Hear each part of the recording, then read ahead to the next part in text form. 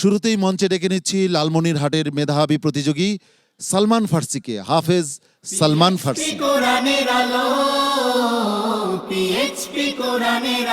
আসসালামু আলাইকুম ওয়া রাহমাতুল্লাহি ওয়া বারাকাতুহু। ওয়ালাইকুম আসসালাম ওয়া রাহমাতুল্লাহি ওয়া বারাকাতুহু। হাফেজ সালমান ফার্সি না, জি লালমনিরহাট। জি। তো আজকে একটু তেলাওয়াত শুনতে চাই তোমার কাছ থেকে। আউযু বিল্লাহি মিনাশ শাইতানির রাজীম। বিসমিল্লাহির রহমানির রহিম।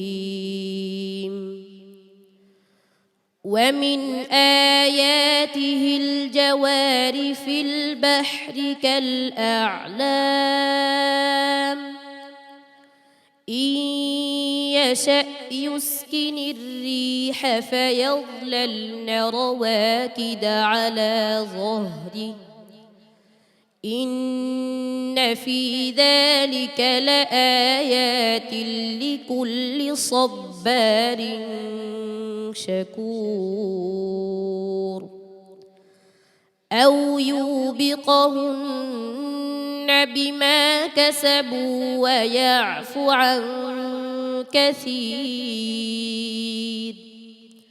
ويعلم الذين يجادلون في آياتنا ما لهم من محيص فما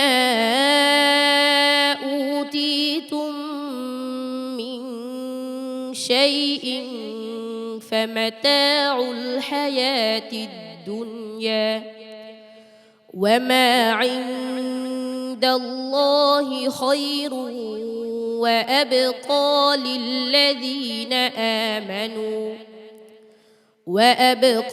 للذين آمنوا وعلى ربهم يتوكلون والذين يجتنبون كبائر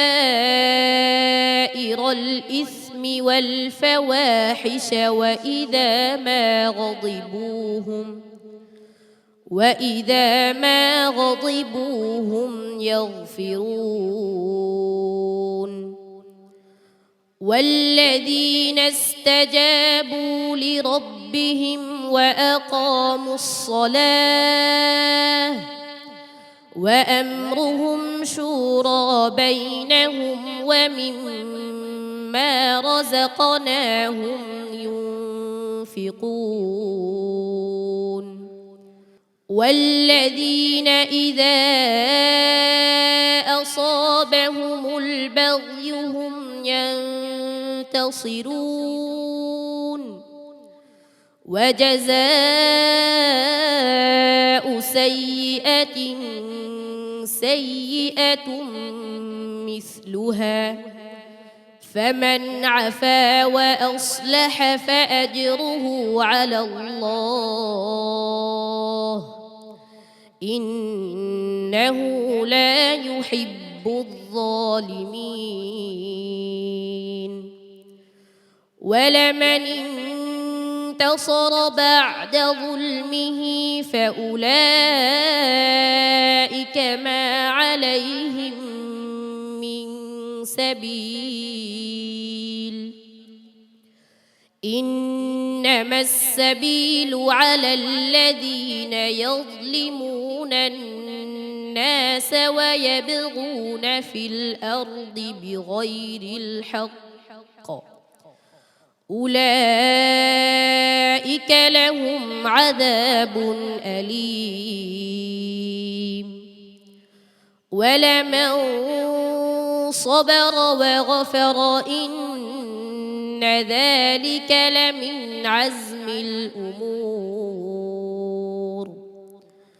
ومن يضلل الله فما له من ولي من بعده وترى الظالمين لما رأوا العذاب يقولون هل إلى مرد سبيل হাসবুক। صدق الله مولانا العظيم শেষ বিকেলের নরম রোদের মতো মিষ্টি তিলাওয়াত করলো এই প্রতিযোগী। তার আজকের পারফরমেন্স নিয়ে সম্মানিত বিচারক হাফেজ মাওলানা আবু ইউসুফ সাহেবের মতামত জেনে নিচ্ছি। তো আলহামদুলিল্লাহ, আল্লাহর শুকুর আদায় করছি যে সেই এলাকায় এত চমৎকার তেলাওয়াত বাচ্চারা করতে পারে, এটা আসলে ওরে না দেখলে বোঝা যেত না। তো স্পেশালি আমি আজকে আমাদের এই কোরআন আলোর শুরু থেকে, পিএসপি কোরআন আলোর শুরু থেকে আমাদের মুরব্বী অভিভাবক হিসাবে যিনি আছেন, আমি মনে করি অনেকটাই তার অবদান। আজকে এর কারণেই আল্লাহ পাক রব্বুল আলমিন গ্রামগঞ্জেও এই ধরনের তেলাওয়াত আল্লাহ পাক রব্বুল আলমিন আমাদের বাচ্চাদের তেলাওয়াত করার সুযোগ হয়েছে, আল্লাহ দিয়েছেন। এগিয়ে যাও বাবা, অনেক অনেক শুভকামনা। সম্মানিত বিচারক হাফেজ কারি ফখরুল হুদা। মাশাআল্লাহ, সালমান ফারিসি খুবই সুন্দর তিলাওয়াত করেছে মাশাআল্লাহ। একটা কলকল আমি লক্ষ্য করেছি, আও ইউ বিকাহুন্নার মতো শোনা গেছিল, কেমন যেন তুমি কাফটা জবরের দিকে বেশি মাইল করে ফেলছিলে, এটা খেয়াল করবা। মাশাআল্লাহ, এগিয়ে যাও, আল্লাহ তোমাকে আরো উন্নতি অর্জন করার তৌফিক দান করুন, আমিন। রাসূল করিম সাল্লাল্লাহু আলাইহি ওয়াসাল্লামের একজন গুরুত্বপূর্ণ সাহাবী যার নাম ছিল সালমান ফার্সি। উস্তাদজি, সালমান ফার্সির আজকের পারফরমেন্স আপনার কাছে কেমন লেগেছে? জি আলহামদুলিল্লাহ, সালমান ফারসির আজকের তেলাওয়াতের দ্বারা উত্তরবঙ্গের ছেলেরা মাদ্রাসাগুলি আরও উদ্বুদ্ধ হবে বলে আমি আশাবাদী। ইনশাআল্লাহ, তুমি এগিয়ে যাও। আমাদের সম্মানিত মেহমান হাফেজ মাওলানা মোহাম্মদ তৈয়ব।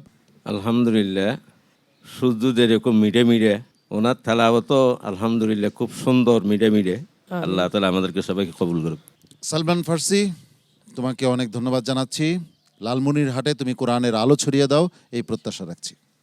সবাই আমার জন্য দোয়া করুন, আমি যেন শেষ পর্যন্ত যেতে পারি।